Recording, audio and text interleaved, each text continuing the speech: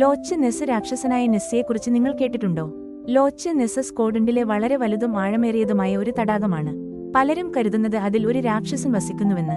6-ാം നൂറ്റാണ്ടിലാണ് നെസ്സിയെക്കുറിച്ചുള്ള ആദ്യ report. Saint കൊളംബ എന്നയാൾ വെള്ളത്തിൽ ഒരു രാക്ഷസനെ കണ്ടതായി റിപ്പോർട്ട് ചെയ്തു. പക്ഷേ അയാൾ ആ രാക്ഷസനോട് തിരികെ പോകാൻ പറഞ്ഞു. അവൻ സുരക്ഷിതനായിരുന്നു.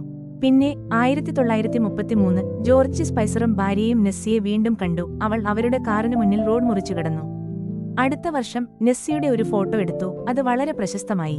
പക്ഷേ ഫോട്ടോ വ്യാജമായി മാറി. അതിനുശേഷം നെസ്സിയെ നിരവധി തവണ കണ്ടിട്ടുണ്ട്.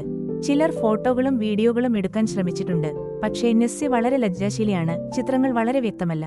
ആളുകൾ തടാകം പര്യവേക്ഷണം ചെയ്യാൻ ശ്രമിച്ചിട്ടുണ്ട്. പക്ഷേ അത് വളരെ ആഴമേറിയതും വളരെ ഇരുണ്ടതുമാണ്. ചിലർ തടാകം നിരീക്ഷിച്ചു.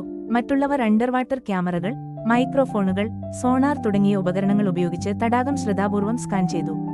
ആളുകൾ മുങ്ങിക്കപ്പലുകളിൽ പോലും തടാകം പര്യവേക്ഷണം ചെയ്തിട്ടുണ്ട്. ആർക്കും കൃത്യമായി ഒന്നും കണ്ടെത്തിയിട്ടില്ല.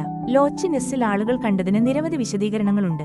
ഒരുപക്ഷേ രാക്ഷസൻ ഒരു ഭീമൻ ഈൽ, ഒരു സീലോ ആകാം. കുറച്ച് ആളുകൾ അത് ഒരു പ്ലീസിയോസോർ ആയിരിക്കാമെന്ന് പോലും കരുതുന്നു. ലോച്ച് നെസ് രാക്ഷസനായ നെസ്സി യഥാർത്ഥത്തിലുണ്ടെന്ന് നിങ്ങൾ വിശ്വസിക്കുന്നുണ്ടോ?